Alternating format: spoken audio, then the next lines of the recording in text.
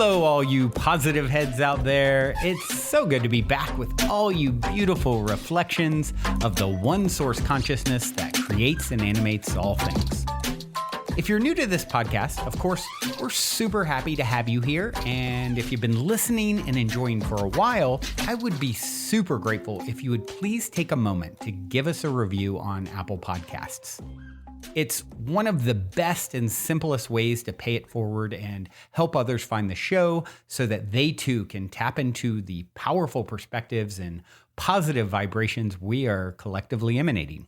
The other unique and magical way to share this show is by sending any friends you think would benefit from listening to this podcast our Game with the Universe link at positivehead.com/game.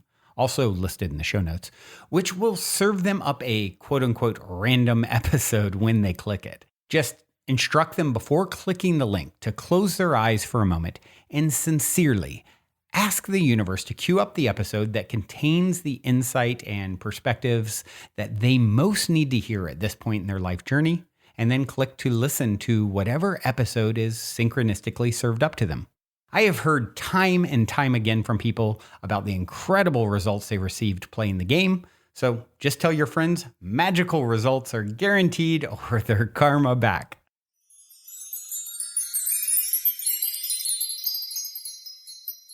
All right, all you positive heads, welcome, welcome. Here we go again. It is a magical Monday here in the studio as I record, and I am feeling good. Just had the chance to interview someone who I wanted to interview for a long time on the show, Daryl Anka, and you maybe know him better as Bashar, or the channel, the man who channels Bashar. Definitely one of my favorite channels, teachers in general, for a long time. Very cool conversation, and it was cool because I just happened to come across a couple of Bashar clips in the last week.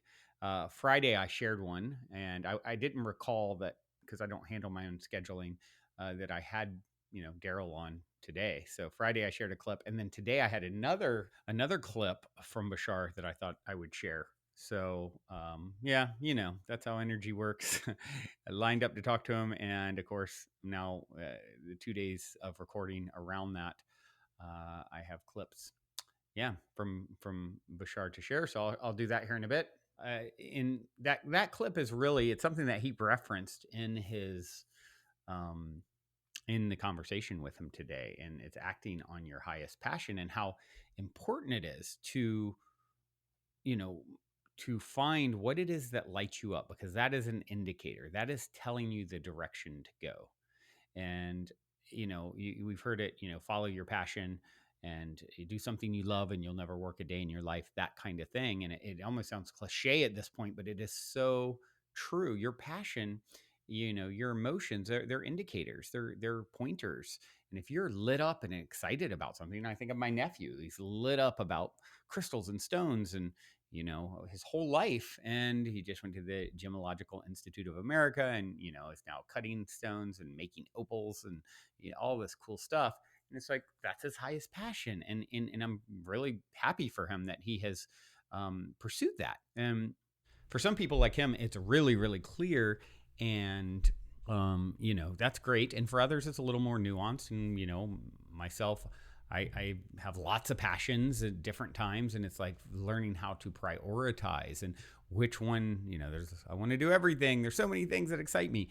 And so I think in any given moment, tapping into what is the highest and most exciting thing now that I can do. What is my passion today? And sometimes those are big life related passions, and other times they are, I have a passion to take a nap right now instead of, doing the thing that I feel needs to be done and should be done. And in order to feel valuable as a human and be productive, what if being productive is learning when to follow the passion of napping? That's the highest productivity that you could achieve, the best offering to the world that you could achieve, because it's such attribution error to look at something and say, oh, if I do this, then it gets me immediate results. And if I take out all the trash, then I'm productive, and this is what it nets me. Well, it maybe will be more of a net positive if you are willing and able to stop and take time for yourself. And I found a lot of times when I take time for myself and act on my highest passion of I think what comes to mind is the movie Office Space, where for those of you who see it probably know where I'm going with this, where the main character, he goes into it, he gets hypnotized and doesn't come out of it, so he's really relaxed, and it changes his whole life. He's under hypnosis for a long period of time, and it's like he under his big job review, where everyone else is nervous, he's super relaxed. He's like, my highest passion is excitement is my dream of doing nothing all the time. And that is it's funny. It's really funny, of course, in that movie. That movie's such a classic. See it if you haven't. You won't regret it. And it's funny, but it's also true. Like doing nothing and chilling and relaxing and not recharging your battery. We are electrical systems after all. I mean, look at any other battery. It needs to be recharged. So doing that, it can be your passion. So really, in any given moment, what's your passion? And then, of course, there's the higher levels of that, the grand passions, the pinnacle of your life's work and all those things and everything in between. But learning how to tap into and really check in with yourself. Let me take a moment. Let me check in with myself. Let me get out all the judgments and ideas of what I should do. Stop shooting on myself. And what would be the most loving, gentle thing that I could do, the most productive to my nervous system. And if you start doing that more often, I believe I'm confident you'll see better results in your life. For me, really becoming aware in recent years of how often my nervous system is dysregulated from agitation, irritation, stress, anxiety, of a lot of times, in my case, coming from overwhelming amount of to-dos. And learning how to just say, nope, I'm going to stop. It will all get done. Everything, I can choose to take care of myself properly. And then of course, life magically starts reflecting that energy, and all of a sudden things unfold in a way that you couldn't have seen, that make things smoother, easier. Every time I curb myself from getting agitated or worked up and just calmly deal with it as well, I'm seeing, oh, look how much easier that cleared up than I imagine it would have if I'd stayed in that agitated state, right? So yeah, acting on your highest passion, super important. I'm going to play this. It's one like the other day with Bashar. It's a super short clip, but I'm going to play it. Take a listen. The whole formula is act on your highest passion every moment that you can, to the best of your ability, taking it as far as you can possibly take it until you can take it no further, with absolutely, here it comes, zero expectation for what the outcome should be. Why? Why the zero expectation? I'll tell you. Thank you. You have basically, being a physical being, split yourself into two main components: a physical mind and a higher mind that is non-physical. You need to work together. The physical mind and the higher mind must form a partnership, must form a relationship that works in tandem in order to actually function as a whole person in your reality. But when you allow the physical mind to think that it has to do this, and it has to make this happen, and it must know how something is going to happen, and you get it to focus on all these details, you are giving it more than it was designed to do. You wear it out, you tire it out, and you wonder why you get so many headaches at the end of the day, and you wonder why you're tired all the time. The idea is to understand that the physical mind is simply not designed to know how something is going to happen. It just isn't. The physical mind... Take it as far, acting on your highest passion in any given moment, and taking it as far as possible without expectation. It doesn't need to be something. You don't know what it's meant to be. That thing you think is your life work may just be the thing that gets you to find your life work.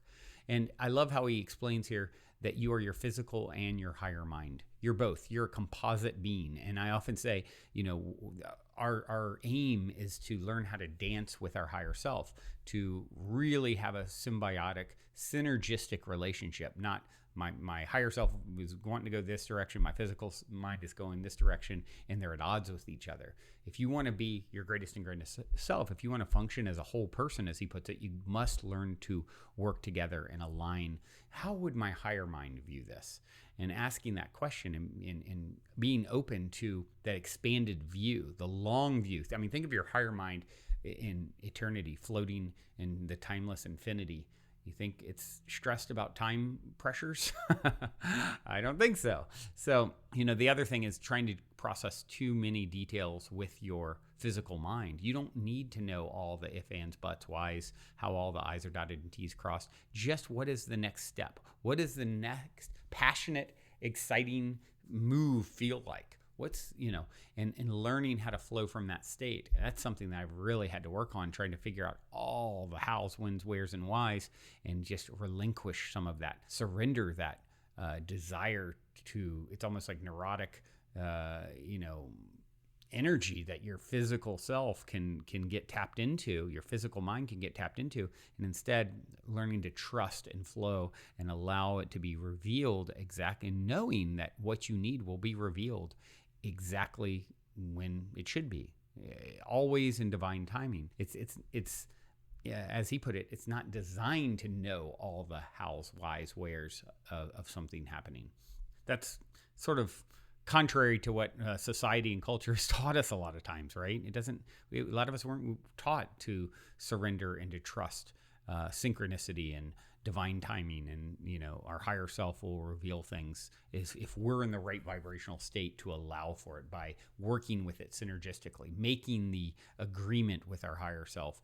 Okay, I'm gonna play the smart way now. Instead of trying to take all control, I'm going to do my part of it, which is learn how to tap into my passion, learn how to tap into my excitement, and then and follow the breadcrumbs. The other thing that I wanted to touch on today is I was hanging out with a friend the other night, and he had some great insight and wisdom to share. And I always just feel so blessed to see, just the wisdom that I'm attracting, and people around me who, we're all constantly teachers and students. And I had a moment where I was talking about the challenges with my child's mother, which those of you listening a long time have probably heard some of that over the years, and how sort of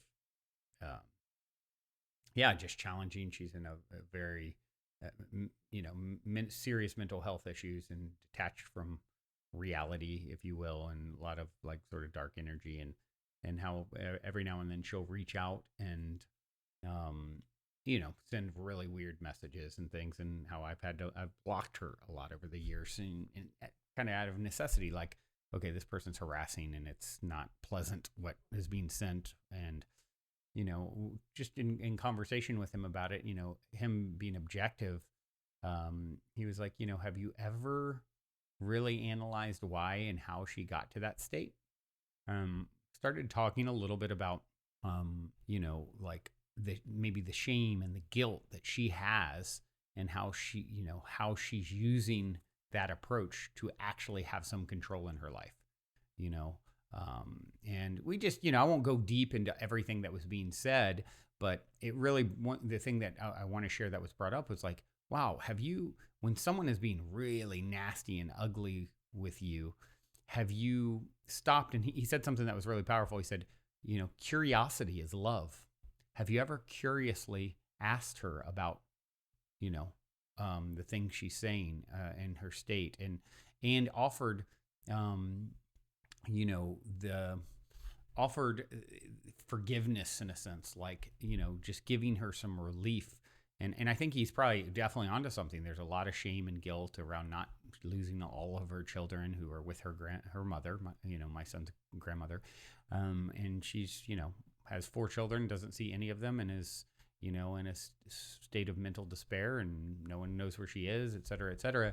And it's like, next time she gets, typically the pattern is she'll message me Every few months, I'll block her. She'll get a new number. I'll hear from her again. I'll block her.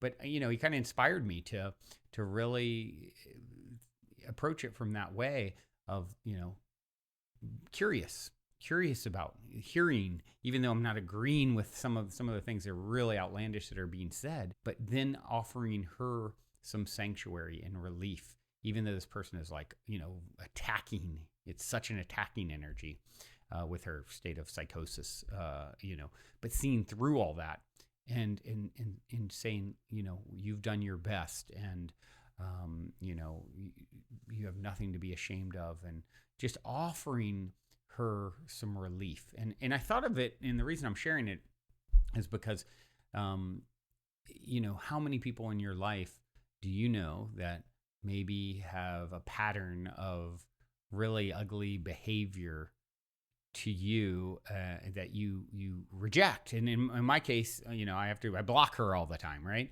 And it's more rejection, right? She's getting more rejection, and it causes her to probably go even further. Everyone in her life rejects her because it's such a nasty, twisted sort of approach, that her mental health her psychosis has led her into. But where did all that birth from? A deep sense of shame and guilt and pain and separation and unworthiness, and the amount of inner dialogue about her children, who I know mean so much to her deep down, and yet she's lost them due to her sickness, right?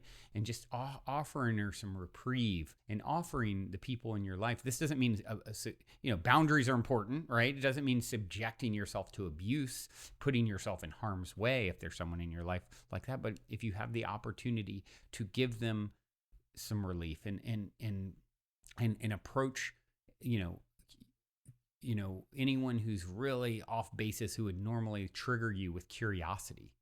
I loved that statement. Curiosity is love, right? That is showing that you really want to understand how and why you got to where you're at. And it may be so far-fetched, and it may be so untrue what you're saying or doing. And how did you get there, and why? And is there anything that I can offer that will bring you a bit of relief, because you're obviously deeply in pain? And, I heard this a while back, how someone was talking about how every time someone comes at them really sideways, they would say, are you okay? Like, in an attack, let's say someone's attacking you, or, where you'd normally be on the defensive, instead of, defending yourself, realizing like, whoa, they're in a state where they're hurting, right? It's a similar thing. Are you okay? Can I offer you some reprieve? Instead of, I don't need to defend myself so much. I see through all of this acting out to know that this is really coming from a deep wound. And is there a way that I can alleviate that in any way? And if I can, by being curious and offering loving words and deeds in any way, shape, or form, without putting yourself in harm's way, if you will, I think it's a really, really, really powerful thing to do. So, I was inspired by that conversation. And so I just thought I would share it with you guys today, in the hopes that, it will inspire you as well, and someone out there who you've really had major challenge with, similarly to the person I'm referring to, bringing more curiosity and less judgment to how off they are, and really digging behind, and then saying, okay, yeah, this is really coming from something so much deeper, and wow, the amount of pain they must be in, what could I possibly offer to bring them a bit of relief that they haven't probably seen or felt in so very long. And that's that curious love, seeing through it all, and not letting it push you away fully or trigger you into your own agitation, anger, judgment, etc. That is ripe ground for some true healing to happen for that person, and to be able to propagate that through such a mature approach to dealing with a challenging individual. That's really doing something. So anyway, yeah, I'll keep you posted if I have a convo with her at some point in the near future. We were talking all about it, and I haven't heard from her in many months. And this was 2 nights ago. And he said, yeah, watch, because we're talking all about this. You're going to hear from her soon. Him, of course, knowing how energy works and the synchronicity and timing. And sure enough, A few hours ago, I got the first text in many months. Some really wild, crazy text. So, yeah, I'll keep you guys posted if we have a conversation and there's any bit of light that comes out of it. I think, well, obviously, I'm going to just try a little different approach than I've tried. Now, I've been dealing with this.